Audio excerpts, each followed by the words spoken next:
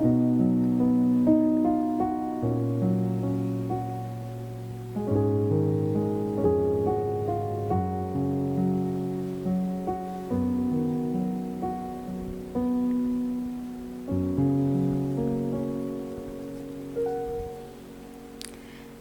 selamat hari Minggu bagi kita semua. Bersyukur sekali, bersukacita sekali kita bisa berkumpul kembali meskipun secara virtual untuk beribadah bersama. Hari ini kita masih dalam rangkaian Minggu Trinitatis, bahwa Allah yang sudah menciptakan kita dan mengutus Yesus Kristus untuk menyelamatkan kita, serta juga menghadirkan Roh Kudus di dalam hati kita untuk menolong kita. Kedamaian sejati berasal dari pengetahuan kita, kesadaran kita bahwa Allah memegang kendali. Mari kita mulai ibadah. Jemaat, kami undang untuk bangkit berdiri.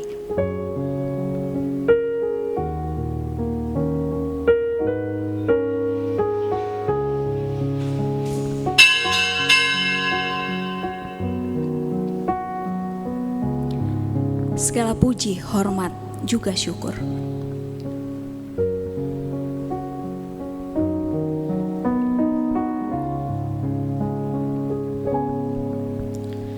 segala puji, hormat juga syukur ku naikkan bagimu, karena cintamu yang tiada terukur segenap hidupku.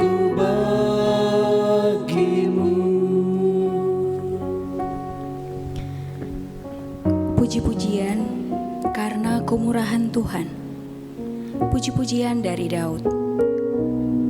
Aku hendak mengagungkan Engkau ya Allahku, ya Raja. Dan aku hendak memuji nama-Mu untuk seterusnya dan selamanya. Setiap hari aku hendak memuji Engkau dan hendak memuliakan nama-Mu untuk seterusnya dan selamanya. Besarlah Tuhan dan sangat terpuji, dan kebesarannya tidak terduga. Amin. Di dalam nama Allah Bapa dan Anaknya Yesus Kristus dan Roh Kudus pencipta langit dan bumi, bersyukurlah kepada Tuhan dan serukanlah namanya. Perkenalkanlah perbuatannya di antara bangsa-bangsa. Bernyanyilah baginya dan bermazmurlah baginya. Beritakanlah perbuatannya yang ajaib. Pujilah Tuhan. Segala puji, hormat juga syukur ku naikkan bagimu, karena cintamu yang tiada terukur segenap hidupku bagimu. Bermegahlah di dalam namanya yang kudus. Biarlah bersuka hati orang-orang yang mencari Tuhan. Carilah Tuhan dan kekuatannya. Bersyukurlah kepada Tuhan sebab Ia baik. Pujilah Tuhan. Segala puji, hormat juga syukur ku naikkan bagimu,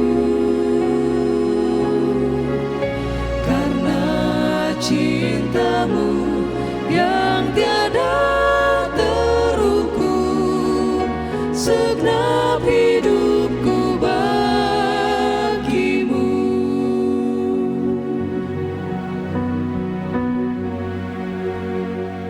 Marilah kita berdoa. Ya Tuhan Allah yang Maha Esa, Allah yang telah menyatakan diri dalam sejarah sebagai Allah Tritunggal. Puji syukur kami naikkan kehadirat-Mu karena oleh kasih karunia-Mu di dalam Yesus, telah memanggil kami ke dalam persekutuan dengan Engkau melalui baptisan kudus. Hadapkanlah wajah-Mu ke tengah-tengah persekutuan ini, agar kami memperoleh semangat baru, sehingga dengan keyakinan yang teguh tanpa rasa takut, kami menapaki hari-hari kami. Terima kasih ya Allah Bapa Pencipta, dan kepadamu Yesus Kristus Juru Selamat kami, dan kepada Roh Kudus penuntun kami, yang empunya kuasa di surga di atas bumi. Amin. Jemaat dipersilahkan duduk.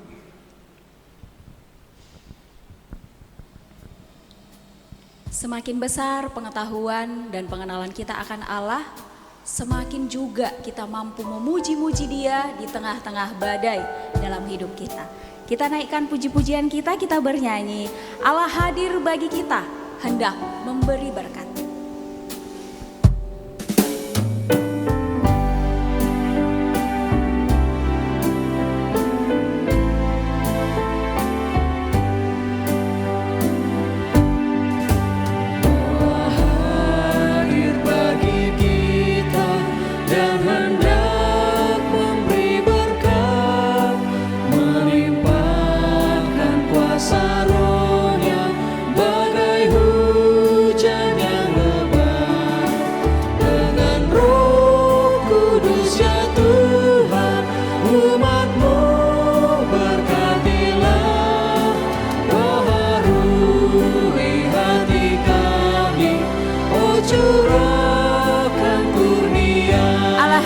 Sungguh hadir, kita nyanyikan ayat yang kedua.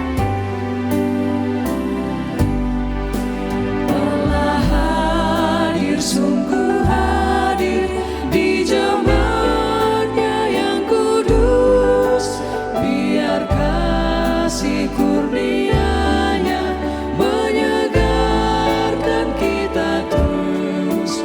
Dengan Roh Kudus ya Tuhan, umat-Mu berkatilah, baharui hati kami, oh curahkan kurnia.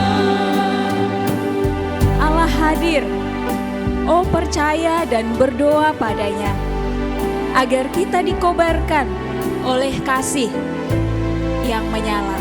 Kita nyanyikan dari ayat yang ketiga. Allah hadir, oh percaya dan berdoa padanya, agar kita dikobarkan oleh nyala kasih-Nya. Dengan Roh Kudus ya Tuhan, umat-Mu berkatilah, baharui hati kami, oh curahkan kurnia.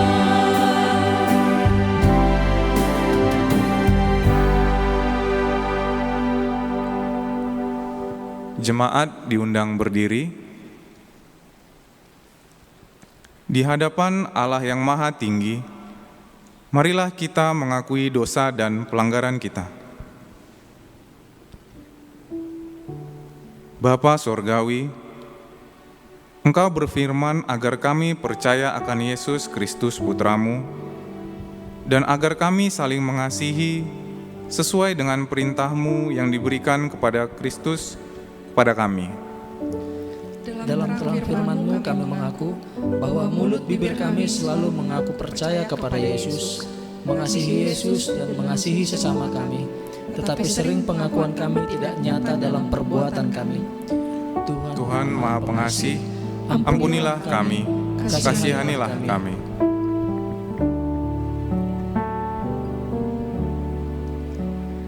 Meski tak layak diriku, tetapi karena darah-Mu dan kasih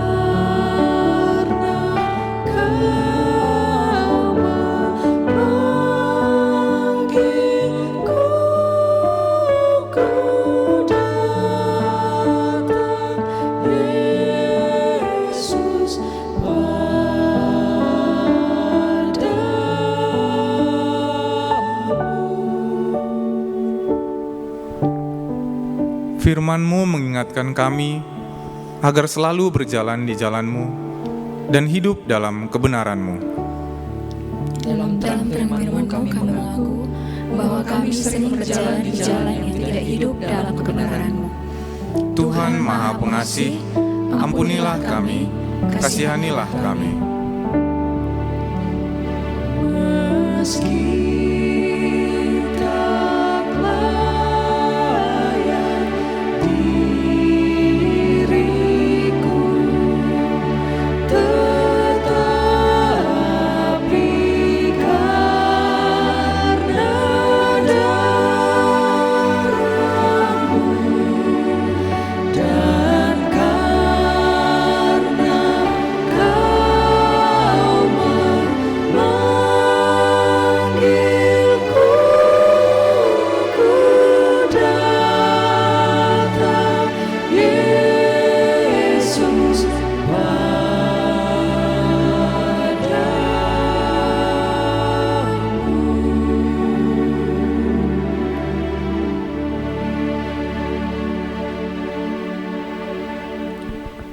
Firman Tuhan yang menjanjikan keampunan bagi kita diambil dari Yohanes 14 ayat yang ke-6.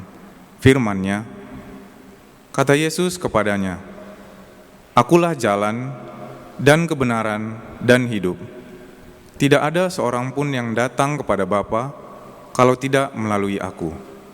Segala kemuliaan bagi Allah di tempat yang maha tinggi. Amin. Jemaat dipersilahkan duduk. Sungguh mulia, sungguh agung kasih yang sudah Allah berikan melalui Yesus Kristus.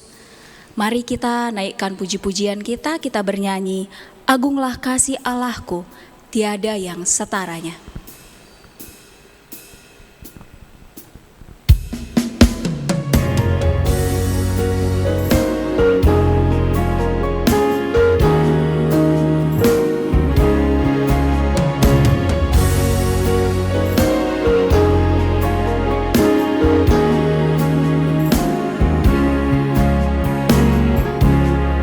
Agunglah kasih Allahku, tiada yang setaranya. Neraka dapat direngkuh, ketika pun terdapailah. Karena kasih-Nya agunglah, Sang Putra menjelma. Dia mencari yang sesat dan diampuninya. Oh, kasih Allah agunglah, tiada bandingnya. Kekal teguh dan mulia, dijunjung umatnya. Andaikan laut tintanya dan langit jadi kertasnya, andaikan ranting kalamnya dan insan pujangganya, tak akan genap untuk mengungkapkan betapa kasih mulia Tuhan kita. Kita nyanyikan ayat yang kedua. Andaikan laut tintanya dan langit jadi kertasnya, andaikan ranting kalamnya dan insan pujangganya, takkan genap mengungkapkan hal kasih mulia. Dan langit pun takkan lengkap membuat Oh, kasih Allah agunglah. Oh, kasih Allah agunglah, tiada bandingnya. Kekal teguh dan mulia, dijunjung umatnya.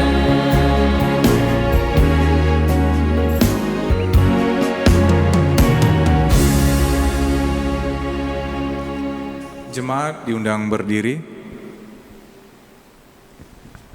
Bersama-sama dengan orang beriman di muka bumi ini, marilah kita mengikrarkan iman percaya kita.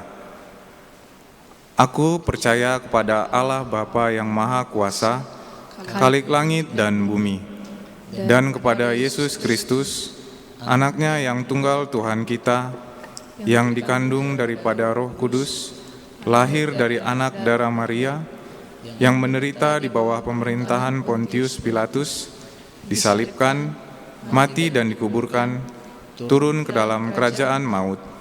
Pada hari yang ketiga, bangkit pula dari antara orang mati, naik ke sorga, duduk di sebelah kanan Allah, Bapa yang Maha Kuasa, dan akan datang dari sana untuk menghakimi orang yang hidup dan yang mati. Aku percaya kepada Roh Kudus, gereja yang kudus dan am, persekutuan orang kudus, pengampunan dosa, kebangkitan daging, dan hidup yang kekal. Amin. Jemaat dipersilahkan duduk. Kita mendengarkan Warta Jemaat Kebaktian Minggu Berbahasa Indonesia, Minggu 6 Juni 2021. Yang pertama, kami mengucapkan selamat beribadah, terkhusus bagi jemaat yang baru pertama sekali beribadah di channel GKPS Padang Bulan. Hamba Tuhan yang akan menaburkan firman Tuhan pada hari ini adalah Bapak Syamas Untung Suseno MTH. Kiranya Tuhan memberkati. Yang kedua, kita bersyukur untuk kebaktian minggu lalu sudah terlaksana dengan baik. Yang ketiga, kebaktian minggu depan akan dilaksanakan tetap di channel GKPS Padang Bulan, pengkhotbah Bapak Dr. Andus Tiopan Manihuruk. Ajaklah teman, saudara, keluarga untuk kita boleh beribadah bersama. Yang keempat, jam doa kebaktian berbahasa Indonesia diadakan setiap hari Senin pukul 19.30 waktu Indonesia Barat. Bagi kita yang memiliki topik doa khusus dapat mengirimkan melalui WA yang tertera pada layar. Yang kelima, kami mengucapkan selamat ulang tahun kepada seluruh jemaat yang berulang tahun di sepanjang minggu ini. Kiranya panjang umur, Tuhan Yesus memberkati dan jadilah berkat. Yang keenam, kami menghimbau kepada seluruh jemaat untuk tetap mematuhi protokol kesehatan, mencuci tangan, memakai masker, menjaga jarak, menjauhi kerumunan, mengurangi mobilitas. Juga untuk meningkatkan stamina kita, makanlah makanan yang bergizi, berolahraga. Demikian warta jemaat pada hari ini. Kami ucapkan terima kasih. Tuhan Yesus memberkati. Mari kita berdoa. Terpuji dan termulialah Engkau, Allah Bapa kami yang di surga, yang sudah menjadi Allah pencipta kami manusia dan seluruh yang ada. Engkau sungguh besar, tak terjangkau oleh akal pikiran kami. Terima kasih Bapa, Engkau juga sudah mengutus anak-Mu Yesus Kristus untuk menjadi penebus, pendamai bagi kami dengan Engkau, sehingga kami boleh memanggil Engkau Bapa, kami boleh menjadi pewaris tahta kerajaan surga-Mu.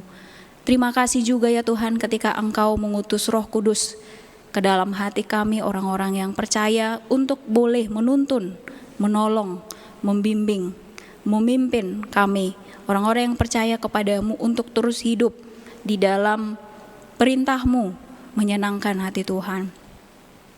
Saat ini kami mau berdoa kepada Tuhan untuk banyak hal yang sudah terjadi di antara jemaat-Mu, untuk hal-hal sukacita, untuk berkat-berkat yang sudah boleh diterima, kami mengucap syukur.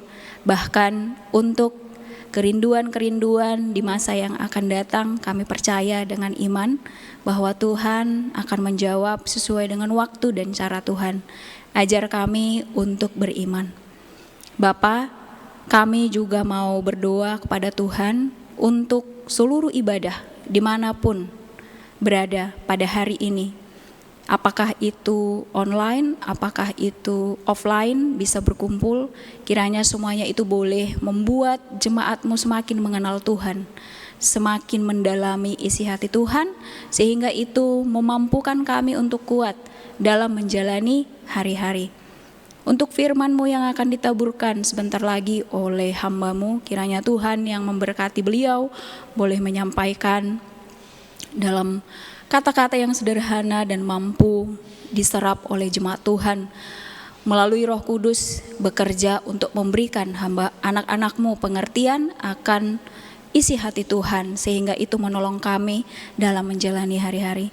Kami juga mau terus berdoa untuk GKPS Padang Bulan, setiap ibadah yang dilaksanakan mulai dari ibadah sekolah minggu, remaja, minggu berbahasa Simalungun, berbahasa Indonesia, untuk setiap petugas, bahkan tim multimedia yang terus menerus melayani tanpa lelah, biar Tuhan yang lindungi, Tuhan yang berkati, boleh kiranya dengan kesehatan yang prima, terhindar dari pandemi yang sedang masih terus melanda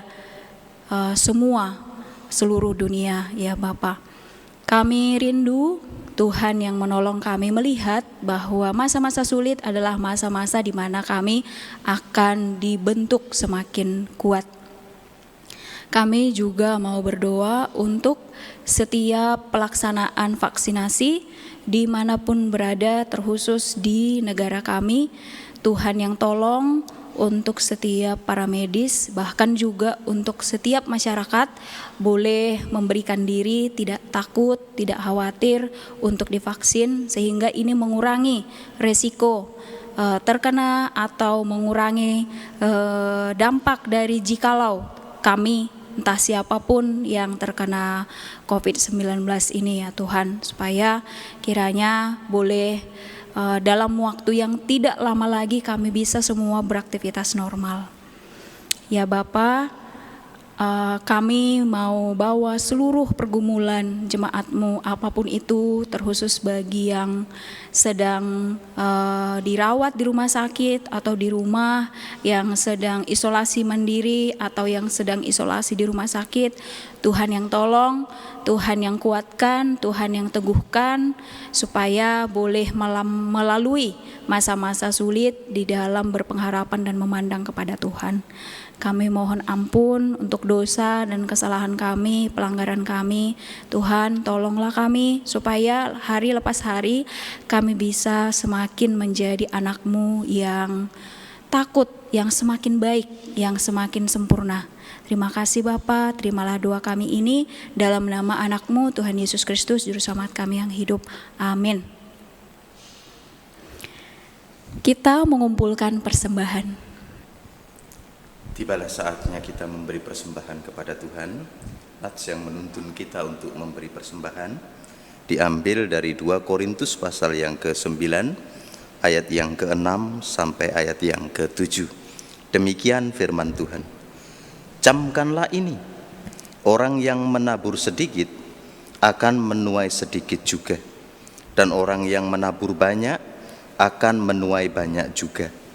Hendaklah masing-masing memberikan menurut kerelaan hatinya, jangan dengan sedih hati atau karena paksaan, sebab Allah mengasihi orang yang memberi dengan sukacita.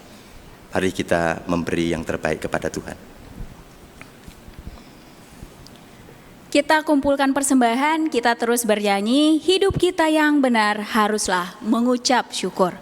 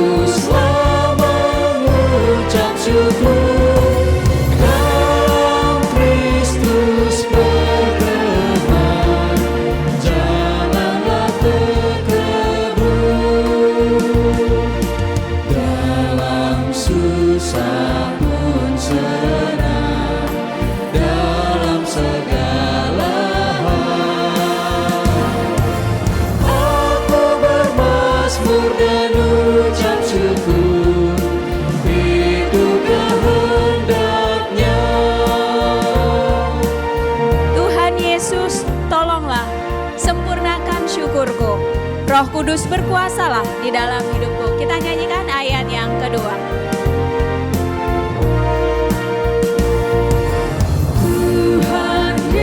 Yesus, tolonglah sempurnakan syukurku.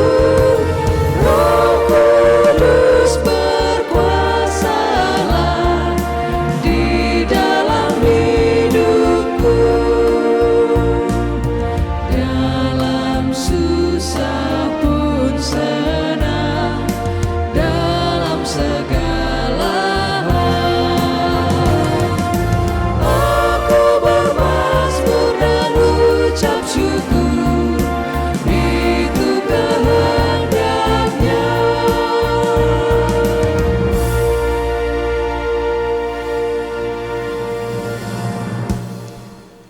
Jemaat yang dikasihi Tuhan, marilah kita bersama-sama berdoa untuk persembahan kita. Berkenanlah ya Tuhan atas persembahan yang kami hantarkan ke hadirat-Mu. Kuduskan persembahan ini, kuduskan juga hati dan tangan-tangan yang mengelolanya, agar persembahan ini sungguh-sungguh menjadi berkat melalui pelayanan kami di sini, dan nama Tuhan semakin dimuliakan. Dalam nama Yesus kami berdoa. Amin.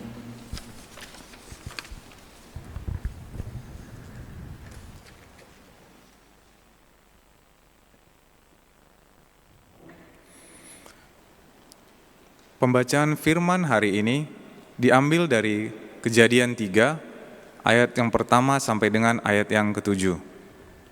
Kejadian 3, ayat yang pertama sampai dengan ayat yang ke-7. Adapun ular, ialah yang paling cerdik dari segala binatang di darat yang dijadikan oleh Tuhan Allah. Ular itu berkata kepada perempuan itu, "Tentulah Allah berfirman, semua pohon dalam taman ini jangan kamu makan buahnya, bukan?" Lalu sahut perempuan itu kepada ular itu, "Buah pohon-pohonan dalam taman ini boleh kami makan, tetapi tentang buah pohon yang ada di tengah-tengah taman, Allah berfirman, jangan kamu makan ataupun raba buah itu, nanti kamu mati." Tetapi ular itu berkata kepada perempuan itu, "Sekali-kali kamu tidak akan mati.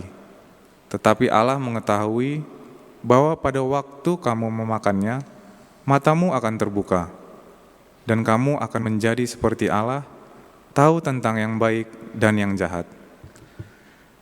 Perempuan itu melihat bahwa buah pohon itu baik untuk dimakan dan sedap kelihatannya. Lagi pula pohon itu menarik hati karena memberi pengertian. Lalu ia mengambil dari buahnya dan dimakannya, dan diberikannya juga kepada suaminya yang bersama-sama dengan dia, dan suaminya pun memakannya. Maka terbukalah mata mereka berdua, dan mereka tahu bahwa mereka telanjang. Lalu mereka menyemat daun pohon ara dan membuat cawat. Demikian pembacaan firman. Berbahagialah orang yang mendengarkan firman Tuhan, merenungkan dan melakukannya dalam kehidupan sehari-hari. Amin. Kita akan diisi oleh kebenaran firman Tuhan. Mari kita menyiapkan hati, kita bernyanyi, "Kaulah ya Tuhan, surya hidupku, asal Kau ada, yang lain tak perlu."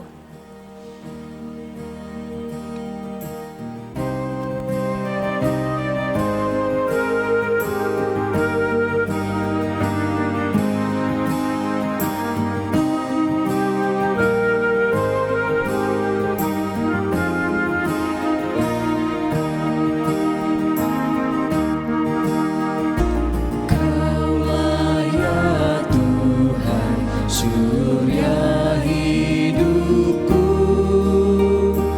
asal Kau ada, yang lain tak perlu. Siang dan malam Engkau ku kenal, di hadirat-Mu jiwaku Kaulah hikmatku, firman hidupku. Kau besertaku dan ku besertamu. Kita naikkan ayat yang kedua.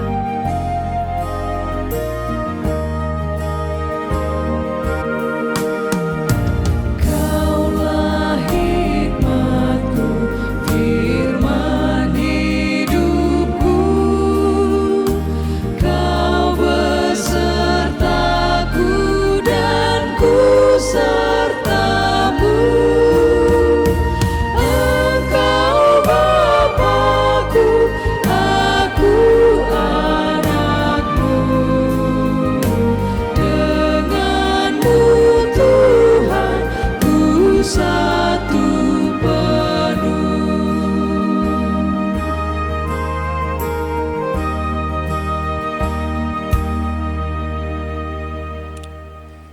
Mari kita berdoa. Tuhan Allah yang kami kenal di dalam nama Tuhan Yesus, kami menyiapkan hati dan pikiran kami, supaya Engkau menolong kami mengenal Allah yang sejati itu. Tidak seperti mereka yang salah paham tentang Engkau, tetapi kami memiliki pengenalan yang baru dan terus bertumbuh di dalamnya. Kami menyerahkan hati dan pikiran kami, supaya kami tundukkan itu di bawah kuasa salib Kristus. Dan berfirmanlah, sebab hanya di dalam nama Tuhan Yesus kami berdoa. Amin. Baik, selamat sore teman-teman dan saudara-saudara yang dikasihi Tuhan dimanapun saudara mengikuti ibadah kita sore hari ini. Kita akan membaca nats yang menjadi renungan kita dari Injil Markus pasal yang ketiga, mulai ayat 20 sampai ayat yang ke-35. Demikian firman Tuhan. Kemudian Yesus masuk ke sebuah rumah.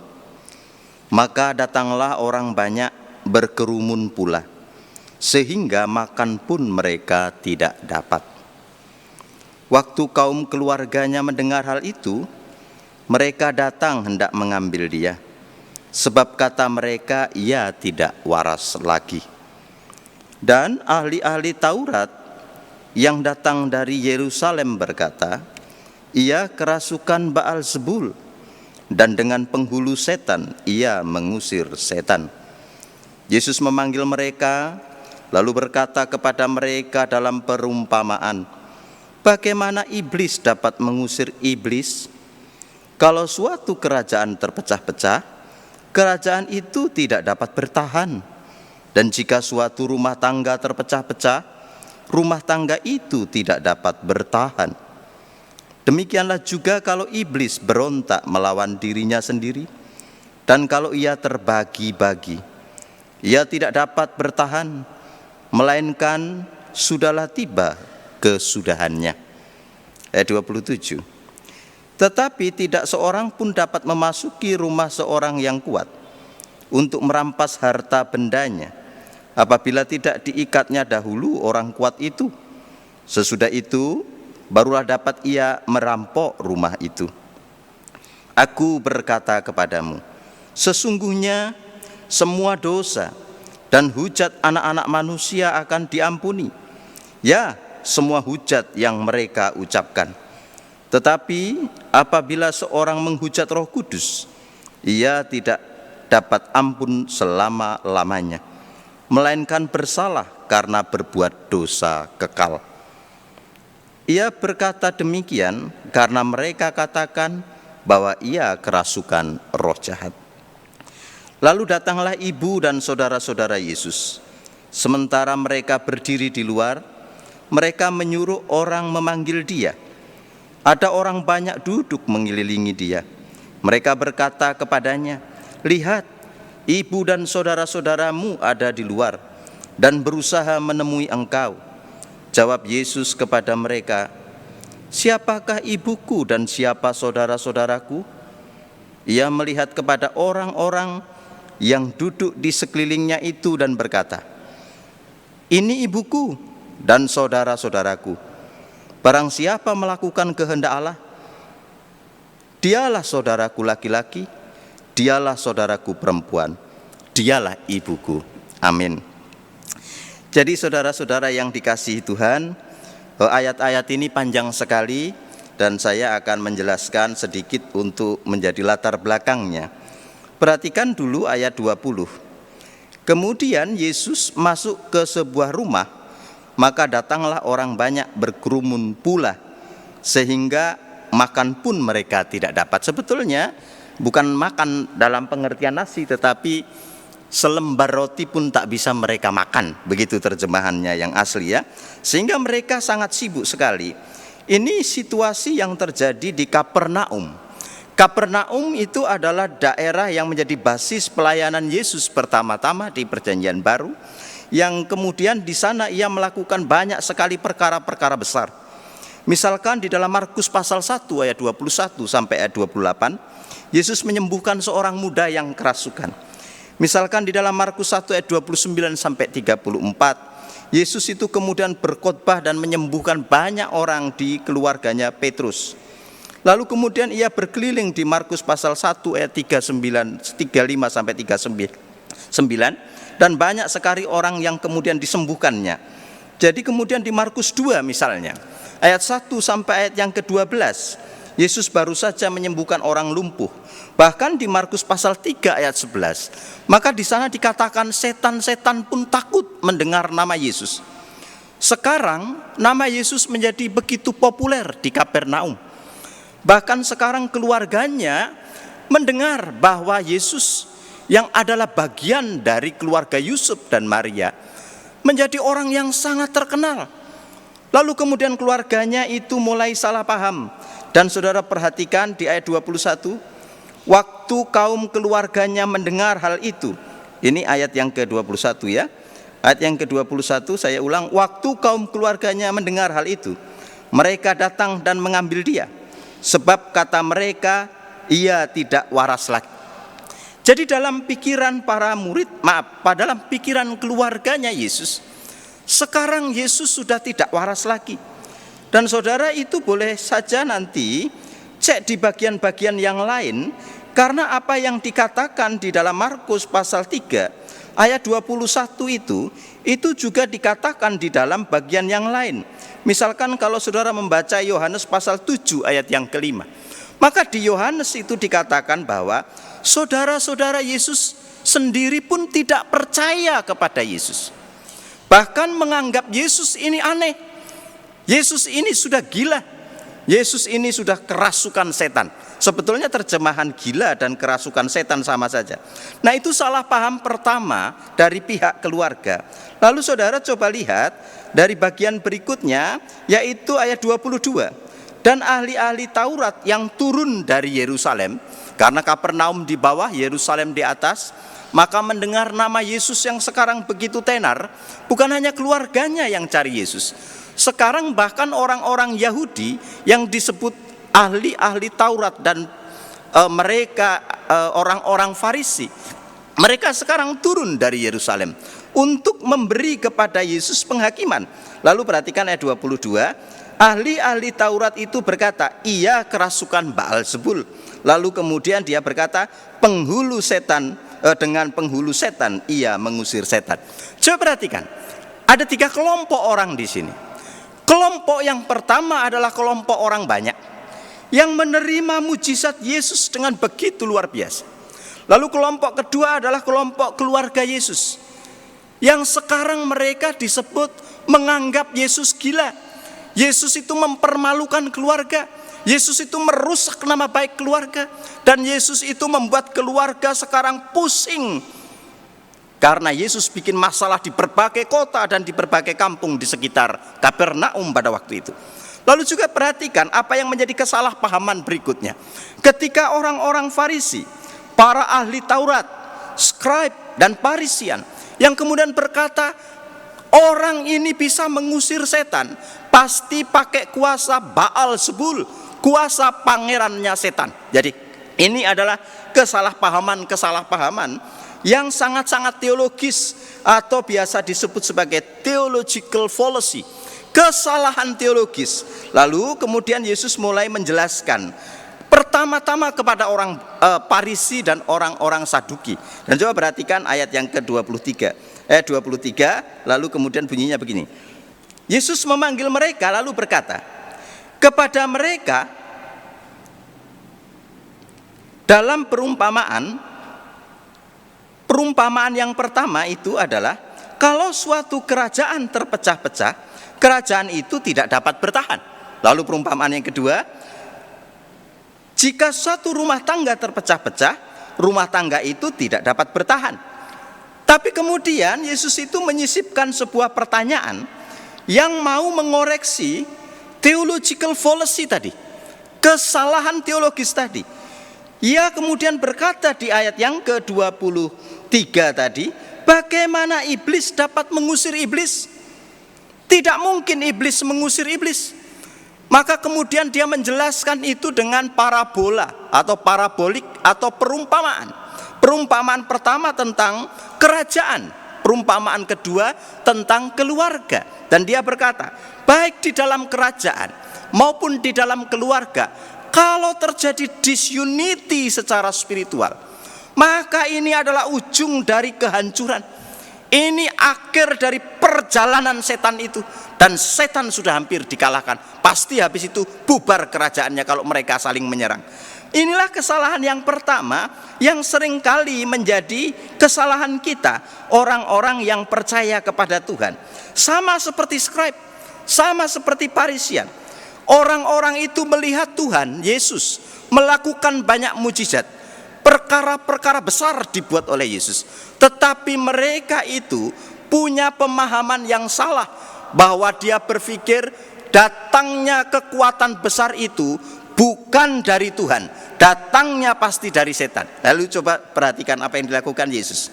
Yesus bilang tidak mungkin, tidak akan keluar yang baik dari sesuatu yang buruk. Tidak ada keluar kebaikan dari sesuatu yang naturnya adalah jahat. Maka tidak mungkin setan menyembuhkan orang dan kesembuhannya sejati. Tidak mungkin setan membuat orang lumpuh berjalan dan kesembuhannya cuma-cuma. Tidak mungkin setan bisa membangkitkan orang dari kematian. Maka perbuatan-perbuatan itu mesti adalah perbuatan Allah, mesti pekerjaan Allah. Sebab hanya dari Allah saja keluar karya-karya ilahi yang kemudian disebut sebagai karya yang baik itu. Jadi kemudian apa sih kesalahannya? Kesalahannya sebentar, sekecil saja sebetulnya. Tidak ada sesuatu yang baik keluar dari sesuatu yang jahat. Dan ini mesti dipahami dalam kehidupan kita pun begitu. Kita juga seringkali berpikir dengan cara-cara yang tidak baik untuk menghasilkan hal-hal yang baik. Kita berpikir dengan cara-cara dunia untuk mendapatkan keuntungan-keuntungan yang kita anggap kebaikan. Maka kemudian Yesus mengoreksi itu. Tidak bisa seperti itu. Dari mana caranya setan mengusir setan?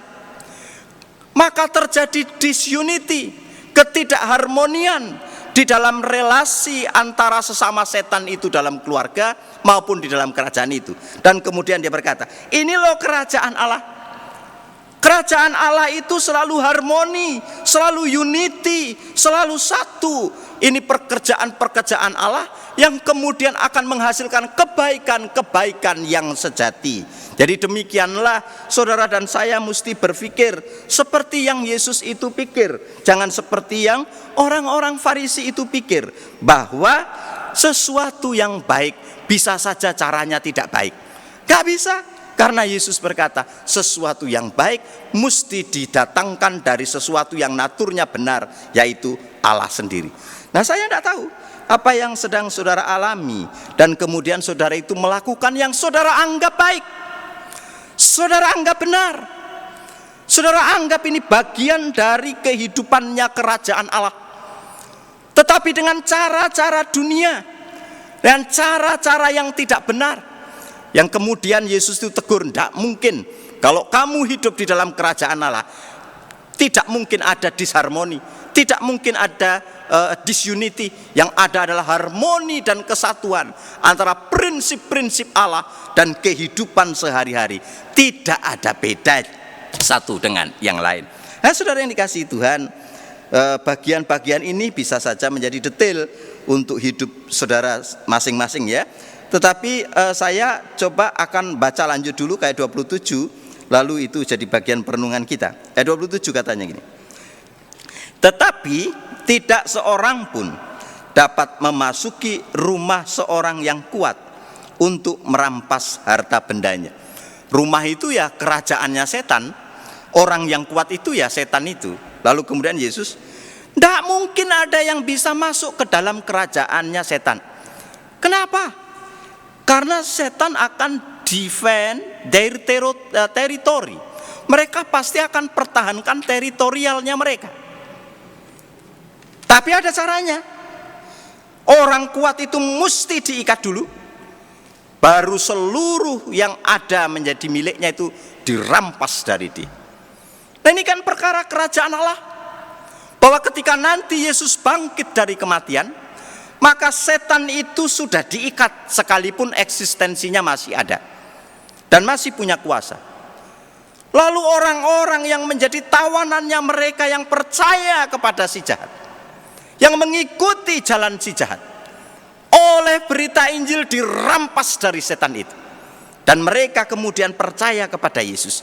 Nah, makanya Yesus bilang, tidak mungkin ada disharmoni. Pastilah si setan mesti diikat dulu, baru bisa dirampok semua yang dimiliki setan.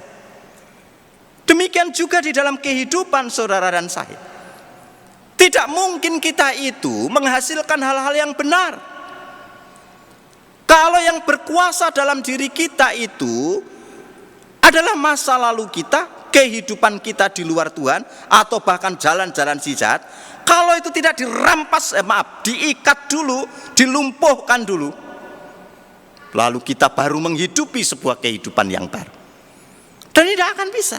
Nah, saudara perhatikan tadi di bacaan kita dari kejadian yang kejatuhannya Adam dan Hawa itu ya, besar sekali kuasanya si setan itu, dan hingga sekarang memang masih besar, walaupun sudah dikalahkan oleh Yesus, tapi dia masih punya kuasa yang besar sekalipun dia tidak maha kuasa ya. Tapi ini prinsip yang betul sekali. Ayat 27 saya ulang, nggak ada seorang pun yang bisa memasuki rumah seorang yang kuat untuk rampas harta bendanya kalau si kuat itu tidak diikat dulu.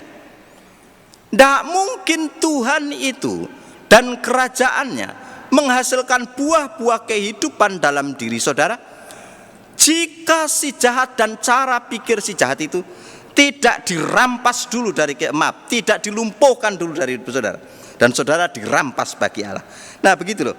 Jadi ada banyak salah kaprah, lalu kemudian orang banyak berpikir, loh kan banyak orang yang tidak kenal Tuhan juga berbuat kebaikan ya. Saya berkali-kali sebut ya, kebaikan itu sumbernya banyak. Yang pertama itu sumbernya bisa saja family disiplin. Karena sejak kecil memang didisiplin, maka anak ini bertumbuh dewasa jadi orang baik. Dan dia tidak butuh Yesus untuk jadi orang baik, karena dia sudah dilatih baik sejak kecil. Jadi kebaikan bisa hasil dari latihan. Itu sebabnya apapun agamanya, bisa saja mereka menjadi orang baik. Yang kedua, kebaikan itu bisa datang dari yang saya sebut itu sebagai blood relationship, hubungan darah. Karena hubungan darah, maka orang tua dan anak itu, sekalipun anaknya jahat dan nakal, orang tua itu tidak pernah kehabisan cinta dan kasihnya. Yang lalu saya pernah cerita tentang seorang ibu yang mengeluhkan anaknya karena dilarang pacaran, tetapi tidak mau, dan kemudian pacarnya itu nakal sampai akhirnya dia hamil, dan kemudian lari meninggalkan rumah sambil mencuri emas orang tuanya. Setahun 2 tahun kemudian si laki-laki itu memang dasar jahat, ditinggalkan perempuan tadi. Di teleponnya mamanya lagi, "Mama, aku minta maaf, aku salah besar sama mama. Betul yang mama bilang, laki-laki itu jahat dan meninggalkan saya. Apakah boleh saya pulang lagi ke rumah?" Mamanya jawab apa? "Ini rumah kita. Kamu sekarang di mana? Saya jemput kamu di situ saja. Pulang kita ke rumah." Sudah disakiti, sudah emasnya habis dicuri oleh anak gadisnya, hamil di luar pernikahan, bikin malu. Tapi karena ada blood relationship, mama itu tetap seorang mama yang baik sama anaknya. Kebaikan belum tentu dari Tuhan, bisa karena relasi darah. Yang ketiga itu bisa saja karena filantropi. Nah, saudara tahu orang-orang kaya yang suka bikin yayasan, lalu bikin bantuan-bantuan untuk penelitian kanker lah, penelitian AIDS lah, dan macam-macam. Dan itu sebetulnya orang-orang kaya yang saking kayanya nggak tahu duitnya mau dibuat kemana, maka dia berfilantropi. Tapi orang ini dikenal baik, termasuk berfilantropi ke gereja ya, menyumbang gedung gereja, menyumbang sound system, menyumbang macam-macam, tapi belum tentu itu buah Roh Kudus. Bisa jadi itu hanya bagian dari filantropinya, jiwanya yang memang filantropis. Itu tidak dari Tuhan, itu datang dari jiwa yang rusak, yang merasa berharga kalau dirinya bisa memberi, tapi bukan dari buah Roh.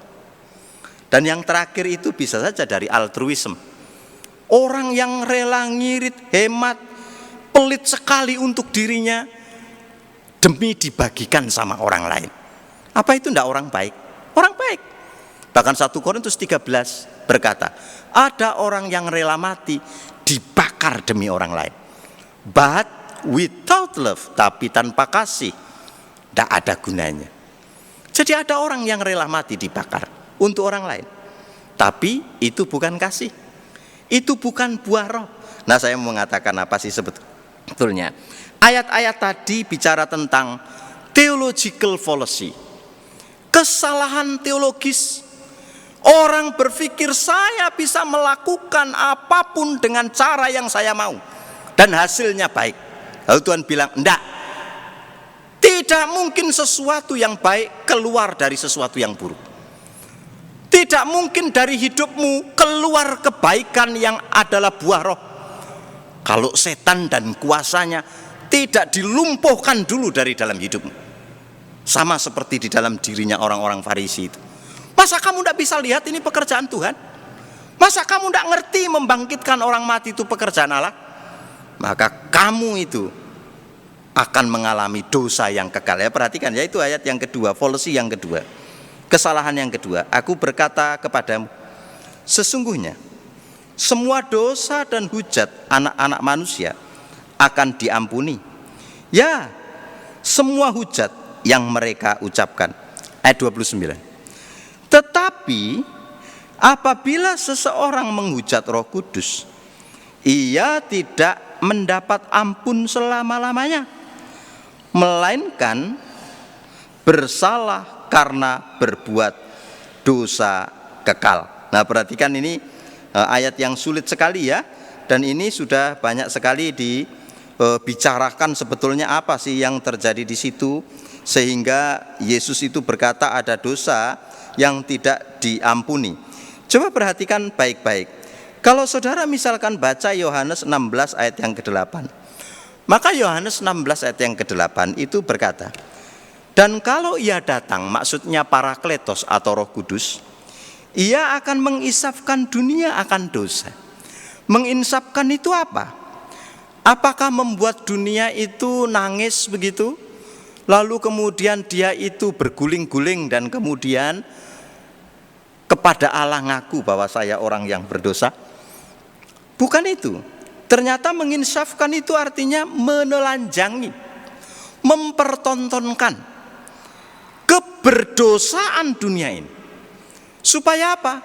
Keberdosaan itu dilihat oleh banyak orang, seluruh dunia lihat, lalu dia itu beroleh kesempatan untuk bertobat kembali kepada Allah.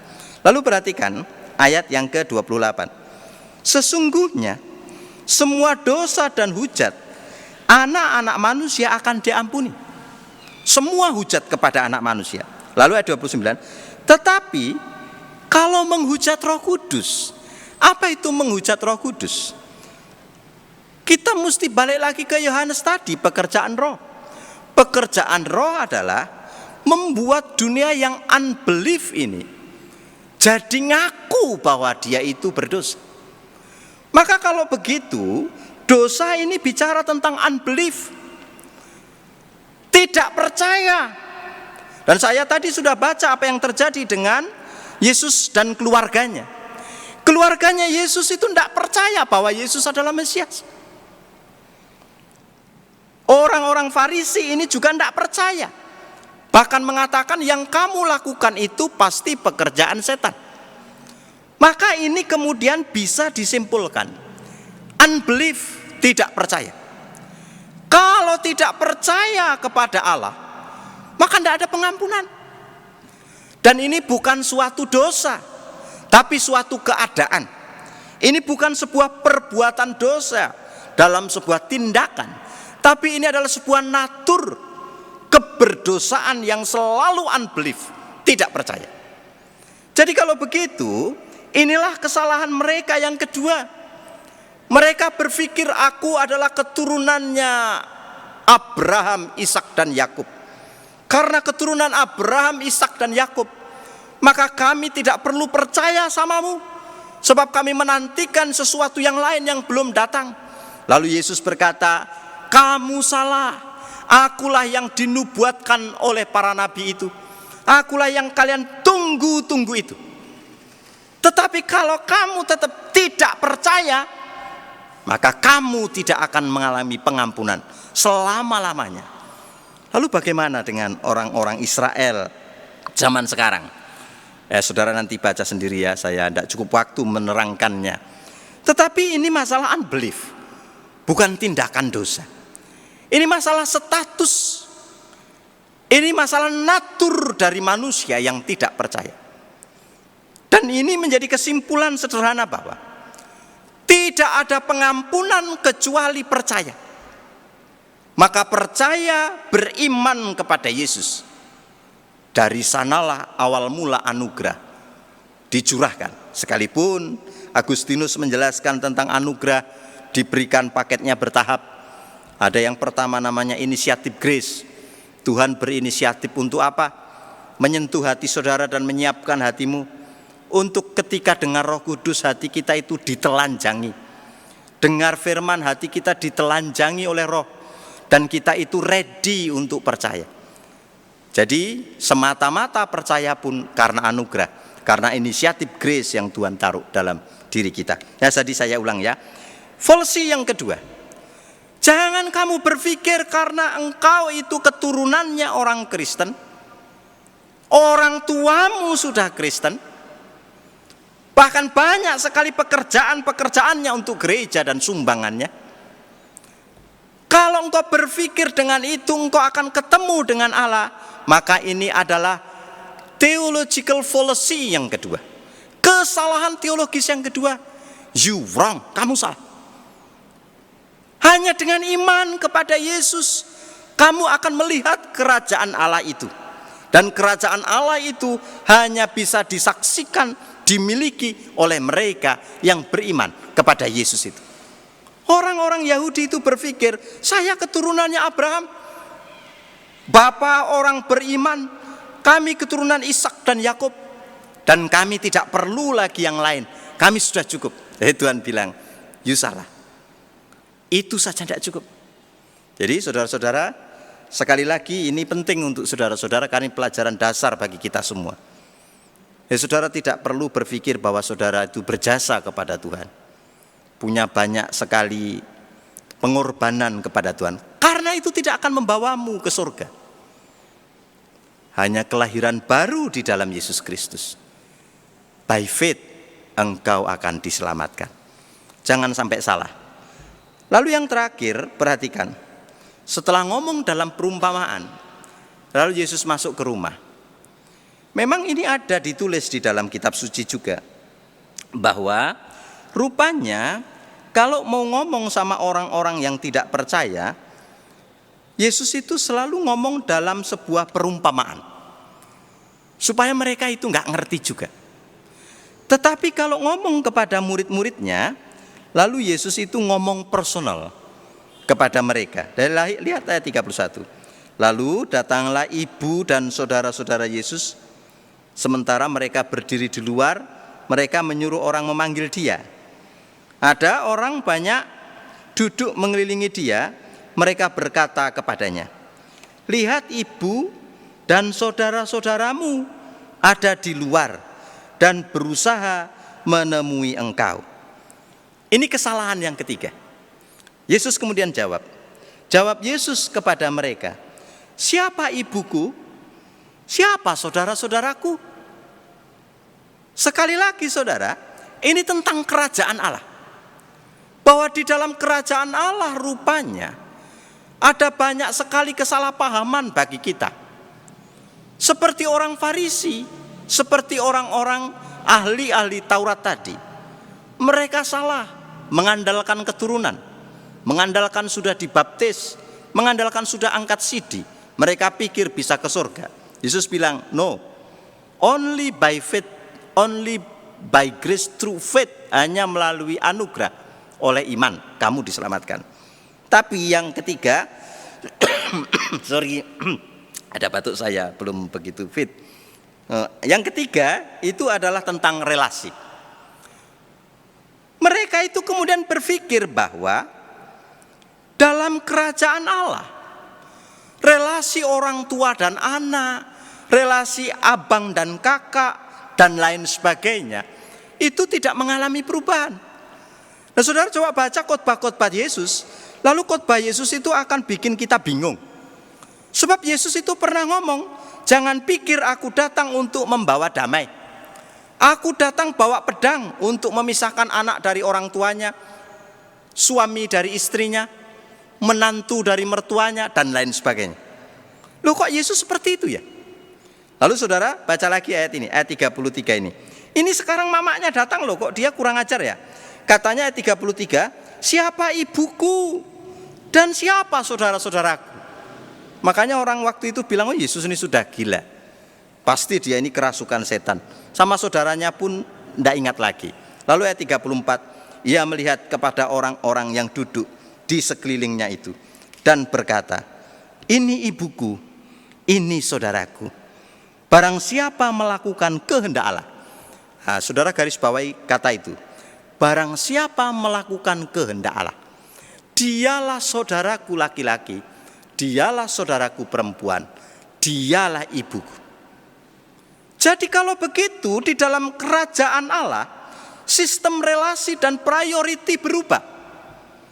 Tidak ada yang lebih penting daripada God relationship dan family relationship ada di bawah prioritas utama relasi dengan Tuhan. Maka katanya di ayat yang terakhir tadi, bagaimana caranya kita bisa itu? Kalau melakukan kehendak Bapa. Lalu kemudian apa itu kehendak Bapa? Saudara tidak dapat di dalam Markus, saudara bisa dapat di dalam Yohanes pasal 6 ayat 29. Yohanes pasal 6 ayat 29 itu bunyinya begini. Jawab Yesus kepada mereka, inilah pekerjaan yang dikehendaki Allah, yaitu hendaklah kamu percaya kepada Dia yang telah diutus Dia. Ada begitu banyak rupanya kehendak Allah. Dan saudara tidak bisa memilih yang mana itu. Tetapi Yesus kemudian menentukan, kehendakku itu hanya satu, supaya kamu percaya kepadaku bahwa akulah yang diutus Dia. Nah, kalau kamu itu percaya, maka kamu melakukan kehendak Bapa. Jadi kalau begitu ikatan di dalam sebuah keluarga kerajaan Allah. Nah, sekarang diperluas oleh Yesus. Tadi hanya bicara ibunya, anaknya, saudara-saudaranya. Lalu dia bilang, saudaraku bukan karena lahir satu rumah ya, tapi saudaraku karena sama-sama percaya. Siapa saja yang percaya kepada aku sebagai utusan Allah, maka dialah saudaraku. Saudaraku laki-laki, saudaraku perempuan, dialah ayahku, dialah ibuku, dan itulah kerajaan Allah. Sekarang ikatannya bukan lagi blood relationship, tetapi anugerah melalui iman. Jadi kalau begitu, kesalahan orang itu tadi apa? Mereka berpikir bahwa hubungan-hubungan, relasi-relasi di dalam mengikut Tuhan itu bisa saja mengambil tempat lebih tinggi daripada relasi kita dengan Tuhan. Nah, ini yang kemudian dikoreksi oleh Yesus. Kalau kamu mau ikut saya, nah saudara pernah dengar itu Yesus ditanya sama seorang anak muda yang pamitan mau menguburkan bapaknya. Saya mau ikut engkau guru, tapi izinkan saya pamitan dulu sama orang tuaku. Yesus bilang tidak boleh. Lalu yang kedua bilang, aku mau ikut engkau, tapi bapakku mati, izinkan saya kubur bapakku dulu. Jawab Yesus apa? Biarlah orang mati menguburkan orang mati. Apa-apaan ini? Kok ikut Yesus seperti itu? Yesus hanya mau berkata tentang prioritas hidup kita mesti berubah. begitu engkau bertobat dan mengenal Yesus, maka prioritas hidupmu adalah Allah dan kerajaannya.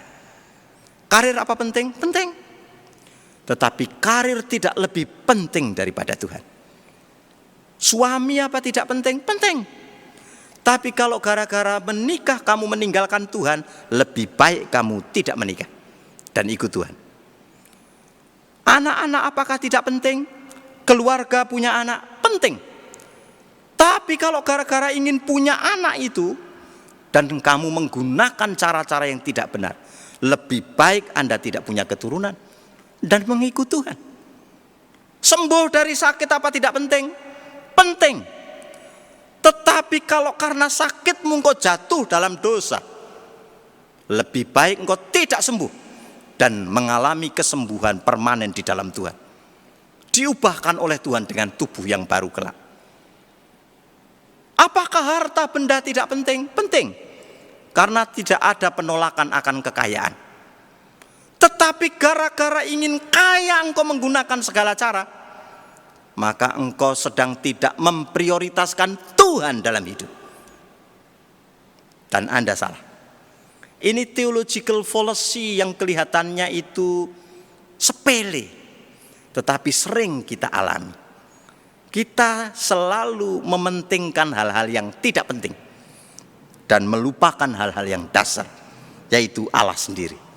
Yesus sekarang bilang, hubungan mama bapak, hubungan anak dan orang tua, dasarnya itu adalah ikatan darah. Tapi ada hubungan yang lebih tinggi, lebih mulia, lebih penting dari itu, yaitu hubungan personal dengan Allah. Hubungan dengan sesama orang percaya. Ikatannya adalah iman dalam anugerah. Saudara-saudara dikasihi Tuhan, saya minta maaf ya, tidak bisa menyampaikan dengan lebih detail lagi karena saya masih belum begitu fit, batuk-batuk. Jadi suara saya pun agak terganggu, saya minta maaf. Tetapi ini yang menjadi perenungan kita minggu sore hari ini, dari Markus 3 ayat 20 sampai ayat yang ke-35. Theological fallacy orang-orang itu ketika melihat kerajaan Allah. Kesalahan yang pertama saya ulang sebagai kesimpulan. Kesalahan yang pertama adalah berpikir bahwa dengan cara yang tidak baik bisa menghasilkan hal yang baik. Cara-cara setan bisa mendatangkan mujizat Tuhan. Tidak bisa. Yang kedua adalah unbelief, ketidakpercayaan kepada korban Yesus. Karena berpikir saya keturunan orang Kristen, saya keturunan seorang pemimpin jemaat, saya anak hamba Tuhan. Dan kalau engkau begitu, Anda salah. Dan yang terakhir adalah kesalahan tentang mengatur urut-urutan prioritas. Bahwa relasi dengan Allah lebih penting daripada apapun. Mari kita berdoa. Bapa yang di surga, kami bersyukur untuk kebaikan dan firman yang mengingatkan kami. Kami kadangkala seperti mereka Tuhan, jatuh dalam hal-hal yang kecil. Tafsir kami salah tentang Tuhan dan kerajaan Tuhan.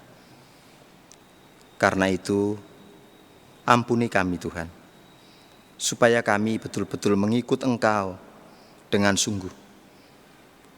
Melihat mujizat-Mu, karyamu yang besar itu, dan kami kemudian bertobat, meninggalkan hidup kami yang lama yang berdosa, dan mendahulukan Allah. Kami bersyukur untuk pengingat yang Engkau suarakan kepada kami sore hari ini. Di dalam nama Tuhan Yesus kami berdoa. Amin. Kita sungguh bersyukur untuk kebenaran firman yang sudah disampaikan. Biarlah Roh Kudus yang menolong kita untuk mengenal Allah, Yesus Kristus, dengan benar. Jemaat, kami undang untuk bangkit berdiri.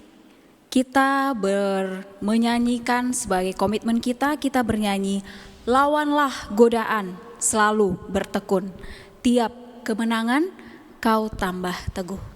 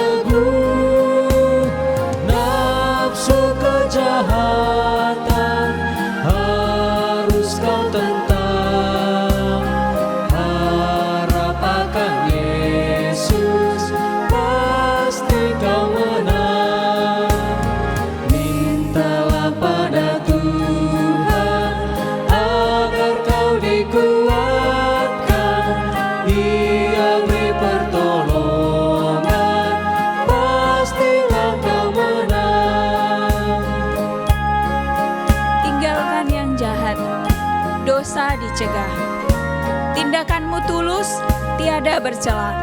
Junjung kebenaran, hidup dalam terang. Harap akan Yesus, pasti kau menang. Kita nyanyikan ayat yang kedua.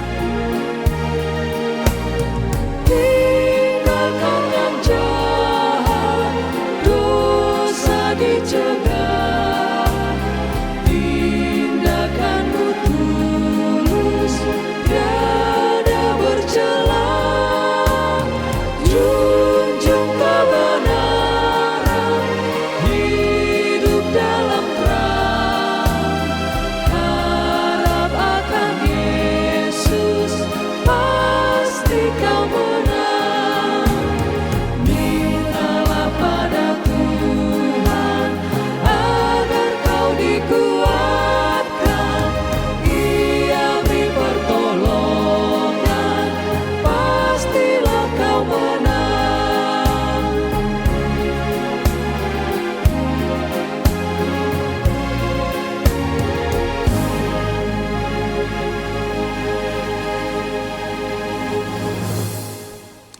Jemaat yang dikasihi Tuhan, marilah kita bersama-sama berdoa, mengucapkan doa Bapa kami.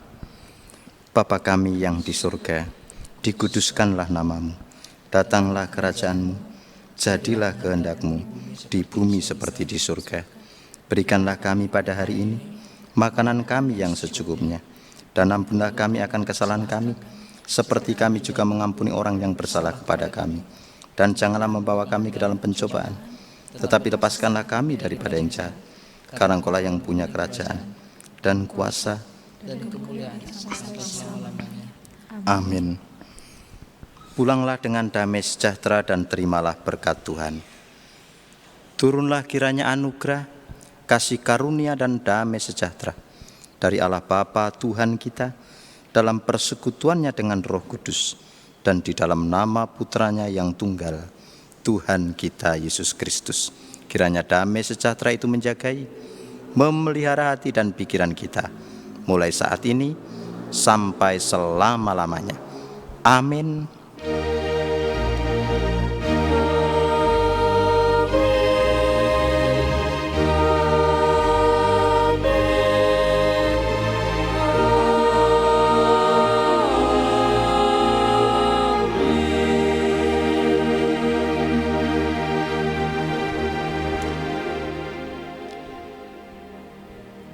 Jemaat, kami persilakan duduk dan berdoa teduh mengucap syukur untuk rangkaian ibadah kita hari ini.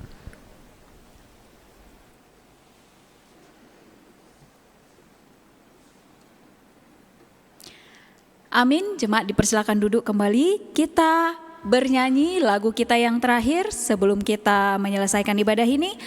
Kunyanyikan kasih setia Tuhan selamanya. Kunyanyikan kasih setia Tuhan selamanya.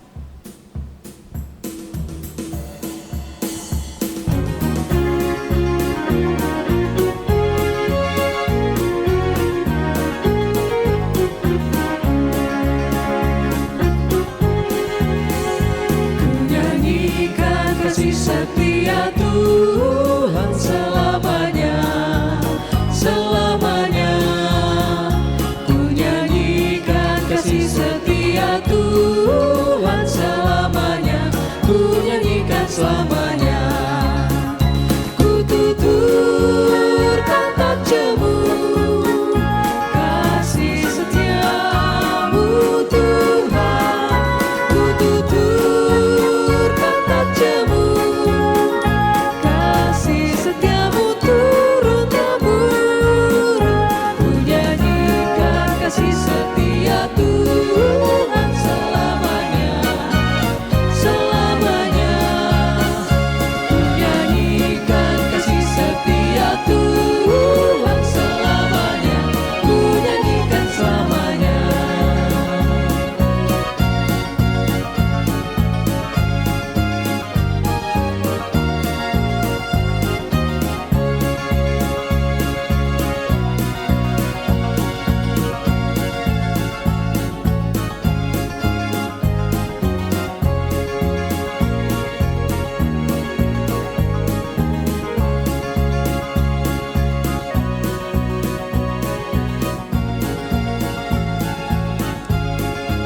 Sampai bertemu kembali minggu depan, tetap di channel yang sama. Jadilah berkat di mana saja.